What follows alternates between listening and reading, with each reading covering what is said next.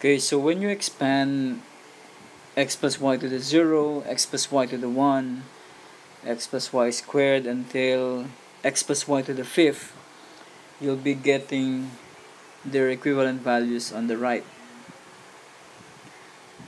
Okay, and to think of the expanded form of x plus y to the 6, we could already feel that this will take us some time to get the expanded form.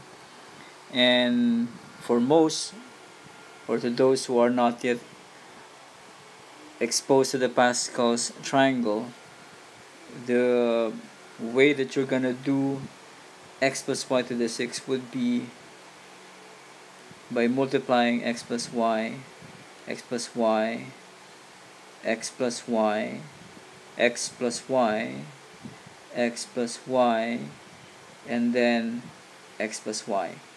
And imagine multiplying this 6x plus y will really take you some time. Now,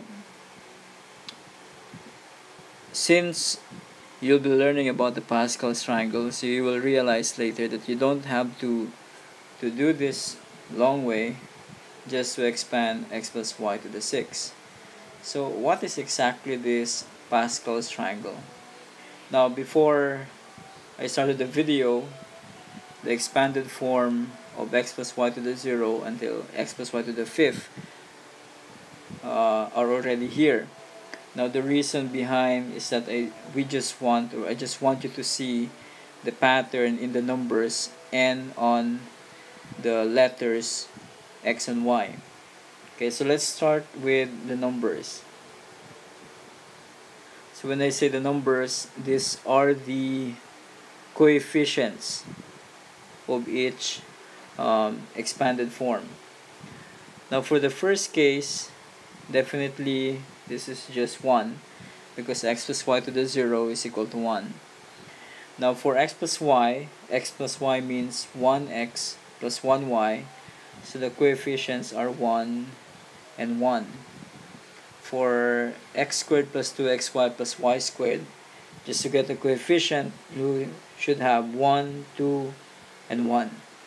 And doing that to x plus y cubed and x plus y to the 4th and x plus y to the 5th, by listing down their corresponding coefficient, you will see you have 1, 3, 3, 1, and the next will be 1, 4, 6, 4, 1, and for the 5th we have 1, 5, 10, 10, 5, 1. So from here, you could already see some patterns in the numbers. So you might say that they somehow follow a mirror image. Like 3 is here and 3 is also here. And same with 4 and 4, 5, 10, 10, 5. And of course, all the ones on the sides. But aside from that pattern, you could also see that as you go down to the next layer, there is actually a way of identifying the next series of numbers or the next sequence of numbers. Like in the case of 2, you can think of 2 as the sum of 1 and 1. And if we look at the next layer for the 3 is just the sum of 1 and 2. The same with this 3, it's just the sum of 1 and 2. And then we check if that pattern is also true for the next layer. 4 is basically 1 plus 3. 6 is basically 3 plus 3. 4 is 3 plus 1. And then same with 5. 5 is 4 and 1. 10 is 4 and 6. 10 is 6 and 4. And 5 is 4 and 1.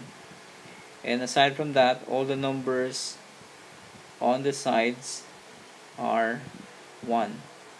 So this pattern in the numbers somehow form a triangular figure. That is why they call it the Pascal's triangle. Now, Pascal, on the other hand, is a mathematician, but it is said that he is not really the first person to recognize this pattern. Some say This is already known by the Persians and the Chinese long before uh, Pascal's included this in his published work. Okay, but today, so now, in the present times, we we we somehow name it to Blaise Pascal, and hence the name, the Pascal's triangle. Okay, so now that you recognize the pattern, so I'll try to show you how this Pascal's triangle is applied to help us expand a binomial to a certain exponent. A while ago, we left x plus y to the 6 by showing that this can be expanded if we multiply x plus y, x plus y, x plus y, x plus y, and x plus y. And it will really take some time to multiply those expressions. So now that we already know the pattern in the coefficients of the numbers, let's try to look at the pattern in the x. So if we try to look at the expanded form and focus our attention on the x, you would see that the x is actually decreasing in the exponent, and the first x gets the exponent 2. So x squared and then x until there is no x. In the case of y, the y seems to be increasing in exponent. So it started with no y, and then the second term has a y, and then the last term being y squared. And checking that pattern, if it's true for the next expanded form, or expanded x plus y, which is raised to the third power, so we could also see the pattern x cubed decreasing to x squared and then x until there is no x. And same with y, so we have no y, and then there's the y squared and y cubed. Jumping to x plus y to the fifth, so it started with x to the fifth, and then you could observe that the x is decreasing in exponent until the last term, which has no x. In the same case for y, so the first term has no y, and then it keeps on increasing the exponent starting on the second term. Now combining these patterns in the coefficient and the x and the y, we will be able to expand x plus y to the 6 without multiplying those 6x plus y's. Okay, so let us apply now the Pascal's triangle and the pattern that we have seen in the x and the y. Okay, so in our current Pascal's triangle, we only reach until the coefficients of x plus y to the fifth. So let's recreate the triangle.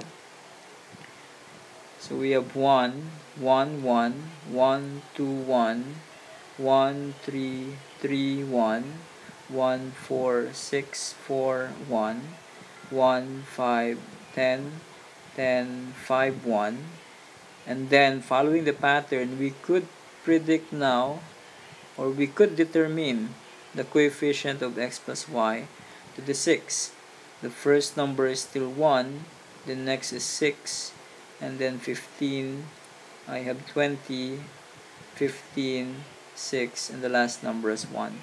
Again, this came from the pattern in which we could determine the next layer of numbers.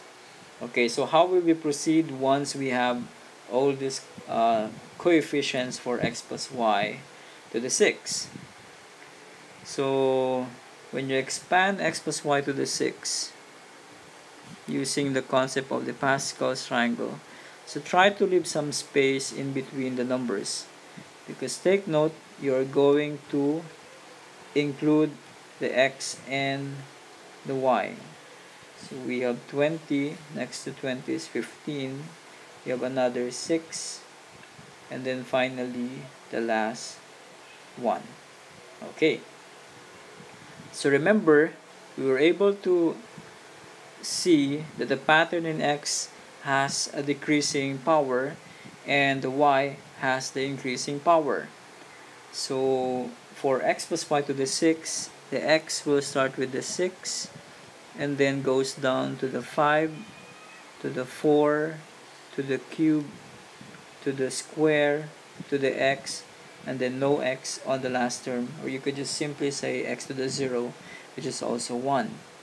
And for the y, the first doesn't have a y, and then the second will start with the y squared, y cubed, y to the 4th, y to the 5th, and then finally y to the 6th.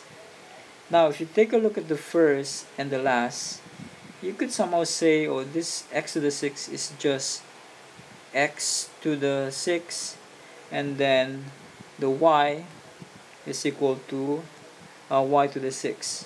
Let me just correct this. This is y to the 6. So the last one is y to the 6. Okay, so the expanded form now of x plus y to the 6 will be these terms. So the first one to be x to the 6, because 1 x to the 6 is just x to the 6, and then positive or plus 6x to the 5th y, and then 15x to the 4th y squared, and then 20x cubed y cubed plus 15x squared y to the 4th, and then followed by 6x y to the 5th until you get y to the 6th. So that's the expanded form of x plus y to the 6. So we didn't multiply x plus y and another x plus y just to get this expanded form. And just applying the pattern, or just by applying the pattern, we were able to create the expanded form of x plus y to the 6 with ease. Okay? Now just some additional feature of this expanded form. If you take a look at the exponents for each term, so this is x to the 6. Now for the second term, if you add the exponent of x and the y, you could also see that the sum is 6. Same with the third, because 4 plus 2 is 6, and then the next one is 3 plus 3 is 6. This sum of the exponent should equal to the value of the exponent in the x plus y. Okay, same with this. Okay, so just an additional feature, okay, something that you would like to know as well. Okay, so basically what was covered in this video is the idea of the Pascal's triangle, how you could identify the next series of numbers, and then we were able to identify also the pattern in the x. So we get a decreasing value in the exponent of x, while the y gets an increasing value in the exponents. And if we combine these three ideas, we could simply expand a binomial coming from x plus y, and then we raise it to a certain exponent. Okay, so with that, I'll be leaving you an exercise, so just for you to really to have an example in which you can apply what you have learned from this video. Try to expand x plus y to the 7. Okay, so take note, this is not the only video that I'll be making for the binomial theorem. This idea of Pascal's triangle is included in a topic called binomial theorem.